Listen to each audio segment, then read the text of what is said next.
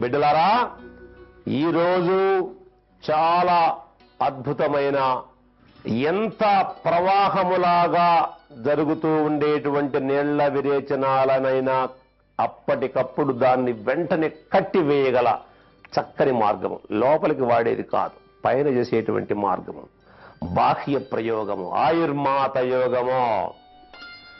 నీళ్ల విరేచన ధారగా పోతూ ఉన్నాయి, ఇది ప్రాణాలకు చాలా ప్రమాదము. నిర్జలీకరణం అయిపోతుంది. జలమంతా పోతే మనిషి ఎట్ట బతుకుతాడు? చచ్చిపోతాడు మనిషి. ఆ నిర్జలీకరణము కాకుండా నీళ్ల విరేచనాలను వెంటనే ఆపివేయగల చక్కని ఒక దివ్యమైనటువంటి మార్గమును మన తల్లి మనకి ఇప్పుడు చెప్పబోతూ ఉంది. మీరు సంతోషంగా మన అమ్మ భారతమ్మను తలుచుకొని, మన తల్లి ఆయుర్మాతను తలుచుకొని, అమ్మ ఏం చెబుతుందా రాసుకుందామా అని మీరు కాగితం కలంతో సిద్ధంగా ఉండండి. చూడండి, ఆయుర్మాత యోగం ఎలాగా, ఇది మీకు తెలుసు కదా. ఉసిరికాయ ముక్కలు, ఈ ఉసిరికాయ ముక్కల్ని మెత్తగా దంచి జల్లిస్తే ఇలాగా చూర్ణం అవుతుంది. ఈ చూర్ణాన్ని మనం ఒక 100 గ్రాములు మాత్రమే తీసుకోవాలి. గుర్తుపెట్టుకోండి, 100 గ్రాములు ఉసిరికాయల పొడి. చూడండి, 100 గ్రాముల ఉసిరికాయల పొడిలో కొంచెం నీళ్లు పోసి మెత్తగా నూరి గాని లేదా పిసికి గాని ఇది ముద్ద ముద్దగా చేయాలి. చూడండి చేస్తున్నారు, మెత్తగా కావాలి, గుజ్జు గుజ్జు గుజ్జు గుజ్జుగా. ఉసిరికాయల పొడి 100 గ్రాములు తీసుకొని అందులో కొంచెం నీళ్లు పోస్తూ పోస్తూ కలుపుతూ కలుపుతూ కలుపుతూ దాన్ని బంకలాగా గుజ్జులాగా అయ్యేటట్లు చెయ్యాలి. చేసుకోవడం కష్టం కాదు, చాలా సులభమైందే, ఇష్టంగా చేసుకోండి. ఇలా అయిన తరువాత ఏ అర్ధరాత్రో అపరాత్రో బిడ్డలకు ఇలాంటి సమస్య వస్తుంది. నీళ్ల విరేచనాలు, బయట వర్షం పడుతుంది, బయటికి పోవడానికి వీల్లేదు, లేదా ఎక్కడో గ్రామంలో ఉంటాం, ఇంకొక మనం పట్టణానికి పోవాలంటే సమయం పడుతుంది. ఇంట్లో ఇది పెట్టుకుంటే నిమిషంలో ఆగో అంటే నీళ్ల విరేచనాలు ఆగిపోతాయి. చూడండి, జాగ్రత్త గమనించండి.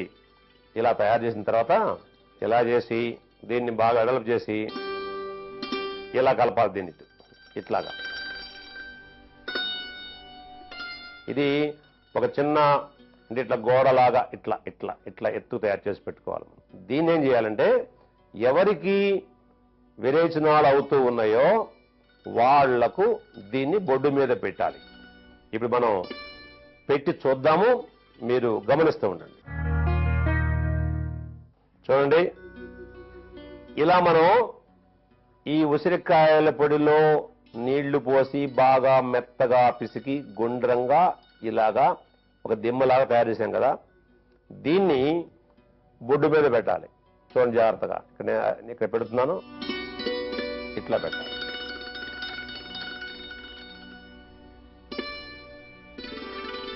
ఇలాగా చుట్టూ గోడ కట్టినట్టు లోపల ఈ నాభి కనిపిస్తూ ఉండాలి. అది చేసిన తర్వాత ఇందులో ఏం చేయాలంటే చూడండి, ఇది అల్లం రసం, అల్లాన్ని దంచి తీసిన రసం. ఈ అల్లం రసం కొద్ది కొద్దిగా ఈ మధ్యలో ఉండే ఈ గుంటలో ఈ నాభిలో పోయాలి. మనం జాగ్రత్త గమనించండి, పోస్తున్నాం చూడండి.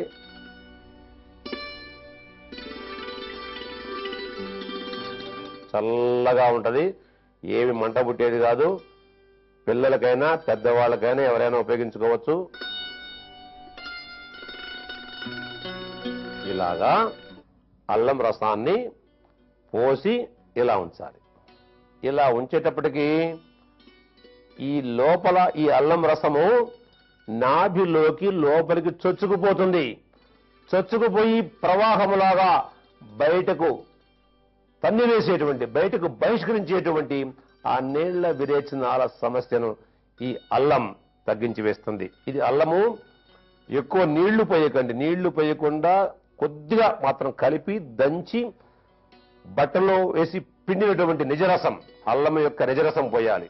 ఇలాగా వేసేటప్పటికి ఇది కొంచెం కొంచెం తగ్గుతూ లోపలికి పోయేటప్పటికి విరేచనాలు ఆగిపోతాయి. ఇంకా దీని గురించి వివరంగా చెప్పుకుందాం, చూస్తూ ఉండండి. చూశారు కదా, ఎంత అద్భుతమైనటువంటిది. ఏముంది, ఉసిరికాయలు ఇచ్చాం, మెత్తగా నానబెట్టాం, నూరాము, బోర్డు చుట్టూ తొట్టిలాగా చేశాం, అందులో అల్లం రసం పోసాం, ఆగిపోతుంది. అసలు ఇంత సులభమైనటువంటి యోగాలను మహాత్ములు ఎలా పరిశోధించారు, ఎలా కనుగొన్నారు?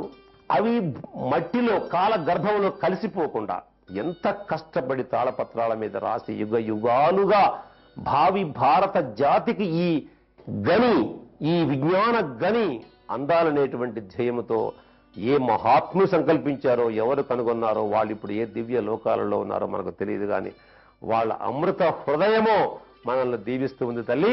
కాబట్టి ఆ మహాత్ములైన మన తాత ముత్తాతలను మీరు తలుచుకొని ఈ యోగాన్ని అవసరమైనప్పుడు చేసి మీరు గొంతెత్తి చెప్పాలి, మా ఆయుర్వేదమో ఇది జీవన వేదమో, ఒక అందమైనటువంటి జీవన వేదమో, నిత్యమైనది, సత్యమైనది, సార్వకాలీన, సార్వజనీన, సర్వజన శ్రేయోదాయకమైందని మీరు గొంతు ఎత్తి మీరు చెప్పగలగాలి. పైసా ఖర్చు లేదు, ఫలితం ఖచ్చితము. ఇంత గొప్ప మార్గాలు ఎక్కడున్నాయి చెప్పండి? ఈ దేశంలో కాక మరెక్కడ ఉన్నవి? అందుకే ఇవాళ యావత్ ప్రపంచం ఆయుర్వేదం ఆయుర్వేదం అని కలవరిస్తూ ఉంది.